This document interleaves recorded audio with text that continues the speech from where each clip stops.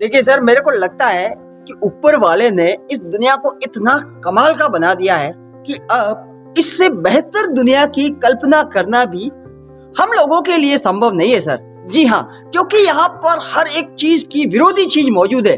देखिए, जैसे कि मोटा है तो पतला है, काला है तो गोरा है, रात है तो दिन है, सर्दी गर्मी अच्छाई बुराई सर सब चीज मौजूद है। और हम जिस दुनिया में रहते हैं ना, यहाँ पे दोनों तरह के लोग हैं सब। अच्छे लोग भी हैं जो हमेशा अच्छाई का काम करते हैं, और बुरे लोग भी हैं जो हमेशा बुराई का काम करते हैं। और सब दोनों से हमें तो निपटना ही पड़ेगा। देखिए, समाज में रहना है, सोसाइटी के साथ रहना है, तो दोनों तरह के लोगों से पाला तो पड़ेगा ना।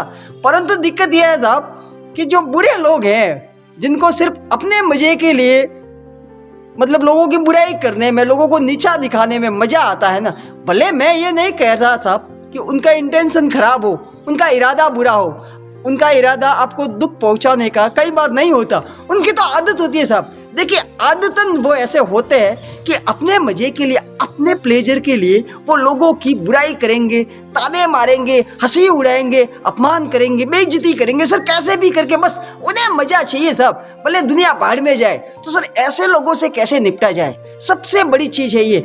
आइए सर सीखते हैं कि कैसे निपटा जाए। देखिए सर, सीधी सीधी बात है, जब भी आप किसी इवेंट में जाओ, चार लोगों में खड़े हो, चार दोस्तों में खड़े हो, और आपको लगे कि यार किसी का इरादा ठीक नहीं है आपको लेकर, कोई आपको नीचा दिखाना चाहता है या फिर आपकी बेइज्जती करना चाहता है, तो सर आपको मुंह से प्रतिक्रिया नहीं करनी है, सिर्फ और सिर्फ खामोशी से उस बंदे की आंखों में आपको घूरना है। आपका जवाब आपकी आंखों में सामने वाले को नजर आना चाहिए। सर जब आप खामोशी से उसे घूरते हो ना, तो सामने वाला बंदा अपना संतुलन खो बैठता है। जी हाँ, अगर आपने गलती से प्रतिक्रिया कर दी या फिर आपने गुस्सा व्यक्त कर दिया, यही तो वो चाहता है, यही तो वो चाहता है कि वो आपको भड़काए, और आपको यही नहीं करना है। जी हाँ, आपको सिर्फ शांति से घूरना है। आपका जवाब आपके मुंह से नहीं, आपकी आंखों में सामने वाले को दिखना चाहिए। सर जब आप इस तरीके से करते हो ना, तो सामने वाले का प्लान फेल हो जाता है और वो बौखला जाता है। अरे यार, इसने तो कुछ रिएक्ट ही नहीं किया, पता नहीं यार उसने आंखों में कुछ, पता नहीं उसके दिमाग में क्या चल रहा होगा। सर वो सोचने पर विवश हो जाएगा और अपना संतुलन खो बैठेगा, और वो दोबारा ऐसी गलती करने की हिम्मत नहीं करेगा सर, क्योंकि उसे समझ में आ जाएगा कि सामने वाला बापू है भाई, पता नहीं कब क्या स्टेप लेगा, इसलिए वो ऐसी गलती दोबारा करने से बचेगा। दूसरी चीज, सर जब भी किसी इवेंट में जाओ, किसी से भी मिलो ना, तो खुद को है ना, सबसे पहले प्रायोरिटी खुद को दीजिए साहब। खुद के सम्मान की रक्षा करते हुए मिलिए लोगों से।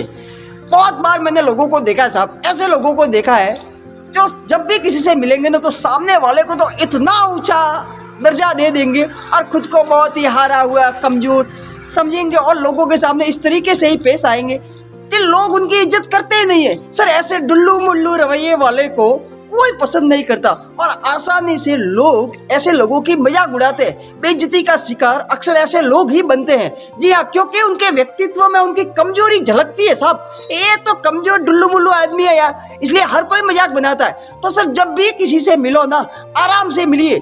जिस तरीके से सामने वाला मिलता है ना, उसी तरीके से उसके साथ पेश आइए। जिस भाषा में वो सवाल करे ना, उसी भाषा में आपको जवाब देना होगा। तीसरी चीज, सर जब भी चलो ना, गली में वगैरह कहीं पर भी जब भी चलो ना, तो अपने सर को थोड़ा सा सीधा रखकर चलिए, कंधों को थोड़ा सा हल्का सा पीछे करके आराम से चलिए साहब। देखिए, अपने बॉडी पोस्चर को आपको एकदम सही रखकर चलना होगा। सर आपके चाल ढाल से आपके व्यक्तित्व का काफी हद तक अनुमान लगाया जा सकता है। सर बहुत से लोग ऐसे होते हैं जो सर झुकाकर ऐसे एकदम ढीला ढाला शरीर छोड़कर चलते हैं। सर ऐसे लोगों की सच में कोई इज्जत नहीं करता, और फिर लोग मजे लेते हैं सब। देखिए, ऐसे लोगों के हमेशा लोग मजे लेते हैं, हर कोई ऐसे लोगों की बेइज्जती करता है सब। इसलिए खुद के ध्यान रखिए साहब, थोड़ा सा अवेयर होकर चलिए। एक और चीज, मुख्य चीज है साहब, देखिए हर किसी को पलट कर जवाब देने की जरूरत नहीं है। जी हाँ, हर किसी को जवाब देने की जरूरत नहीं है। अब लोग तो बात करेंगे साहब, खुद को हमेशा लोगों के सामने सही साबित करने की जरूरत नहीं है। हर किसी से आर्ग्यूमेंट मत कीजिए कि नहीं यार, आप उलझिए मत हर किसी से। अगर आपको लगे कि काम सही है, आप जो कर रहे हो और आपको पसंद है और आप करना चाहते हो, तो कीजिए ना साहब। अब हर किसी को मतलब खुद को सही साबित करने की जरूरत नहीं है हर किसी के सामने कि मैं इसलिए कर रहा हूँ, ये कर रहा हूँ, ये कर रहा हूँ। सर आपको जो अच्छा लगे, काम सही हो ना, और आपको लगे कि भैया आपको करना चाहिए तो कीजिए। लोग तो सवाल जवाब करेंगे, लोग तो आपके अंदर से कमियां निकालेंगे साहब। आप किस किसी को आप सफाई देते फिरोगे साहब। इसलिए लोगों की ज्यादा चिंता मत कीजिए। एक और चीज वो भी जरूरी है साहब। देखिए हर जगह पर अवेलेबल आसानी से मत होइए आप। जी हाँ, हर किसी के एक कॉल पर आपको जाने की जरूरत नहीं है। हर कहीं पर आपको आसानी से अवेलेबल नहीं होना है।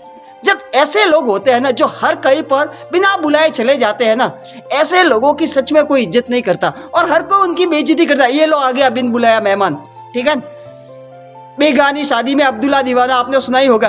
तो सर देखिए ऐसा नहीं होना है, हर कहीं पर आपको मतलब अवेलेबल नहीं होना है। इसलिए जब आप इन चीजों का ध्यान रखते हो तो आपके व्यक्तित्व में एक अलग सा निखार आता साहब।